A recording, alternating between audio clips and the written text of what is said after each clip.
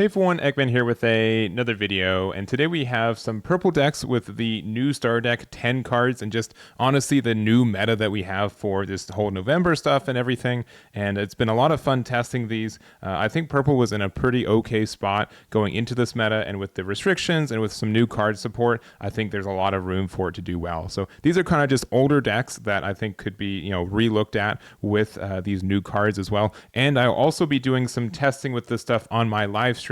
So today at 8 a.m. Mountain Time now, so 7 a.m. It's going to be an earlier stream because I'm heading to Pasadena for the regionals this weekend. Today, as of this video comes out, but I'll be doing some testing and some other stuff. So should be a lot of fun if you guys want to see that. And otherwise, if it's 24 hours, it should be linked into this description too. So make sure to check that out. But we're jumping into these decks, and we're going to start off with probably the one that I've seen the most hype for. It's Magellan.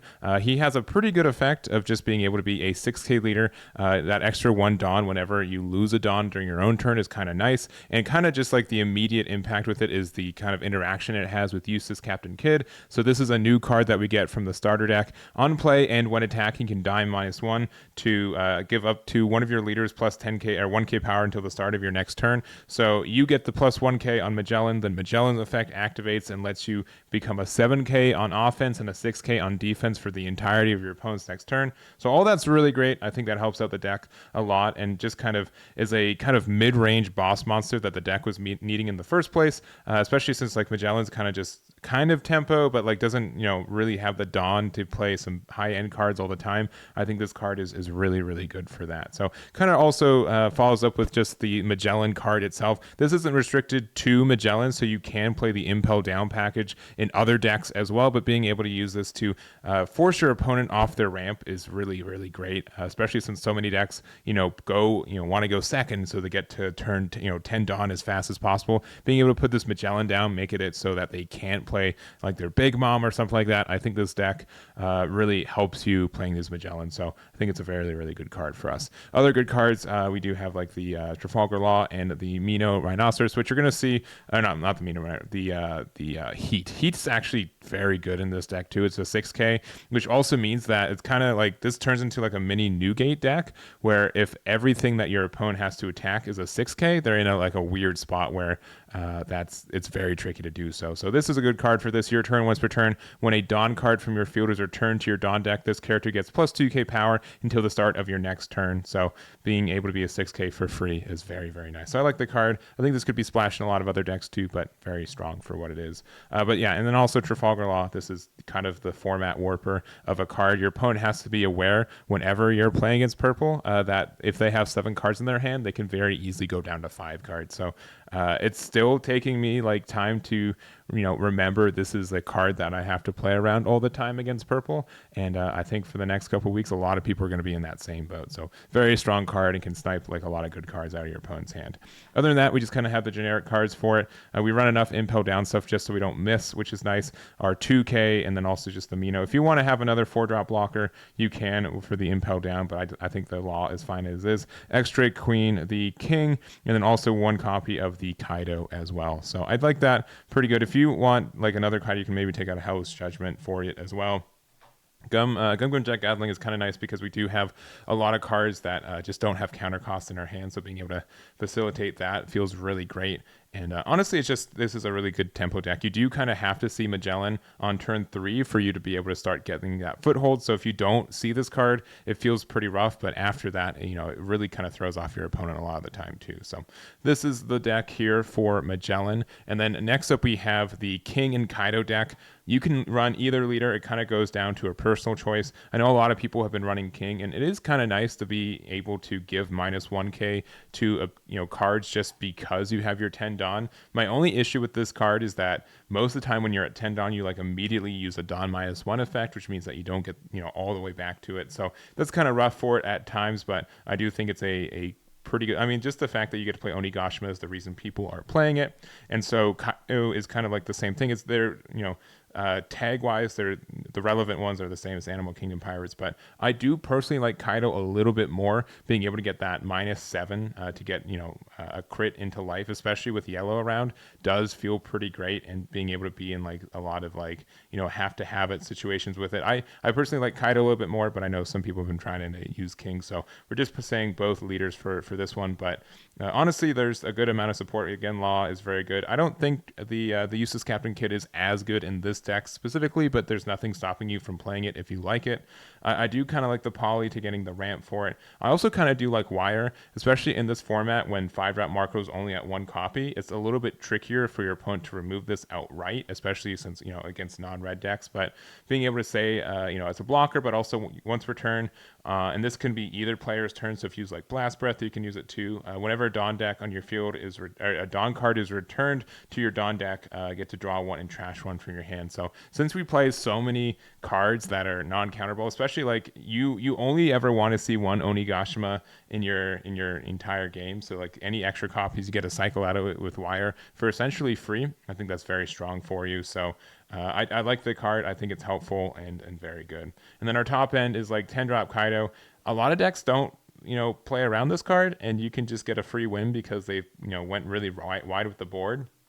You clear their board out, and then you just kind of go off. So I think this card's a great boss monster. It's restricted to Animal Kingdom Pirates, so you got to use one of these 2 guys for it, but very, very good card there. So that's this list for King and Kaido. Nothing too crazy or different from what we've seen, but I think the format probably looks a little bit better for these 2 decks as well.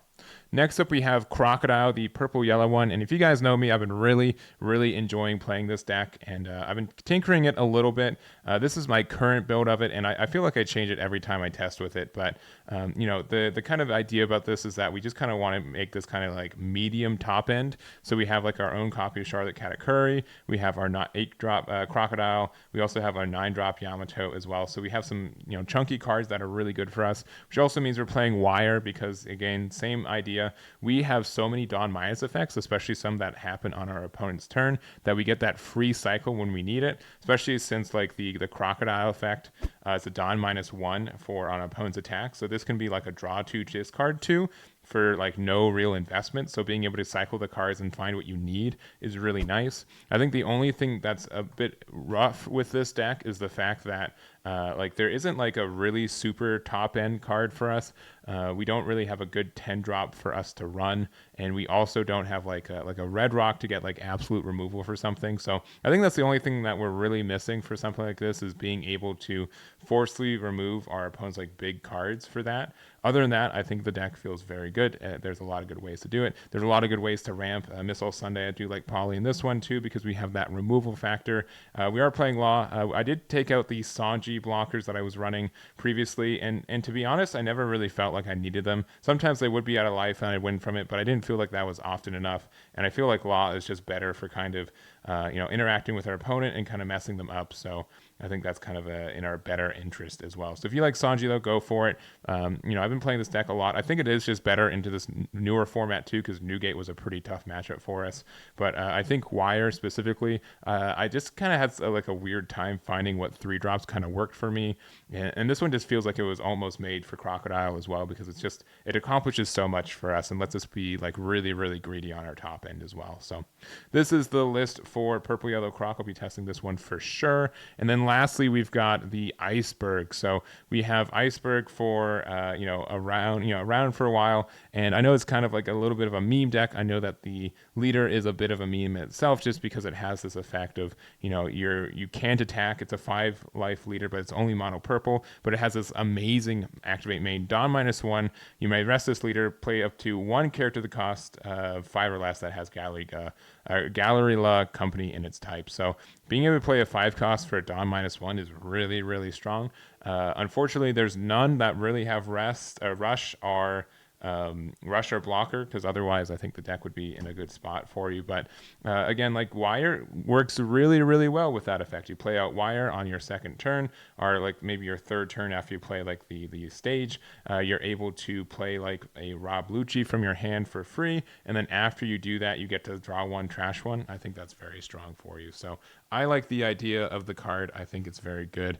Everything else is generically what it is. It's pretty much this. If you want to play the Useless Captain Kidd or Trafalgar Law, you can. It's a little bit tricky for those ones, but I think there is some room. And so this is definitely more of a pet build for the deck, but it's running the Baroque Works and the Water 7 kind of tech, because I like the idea of Miss All Sunday, being able to draw a card, but also just produce a body, which is great.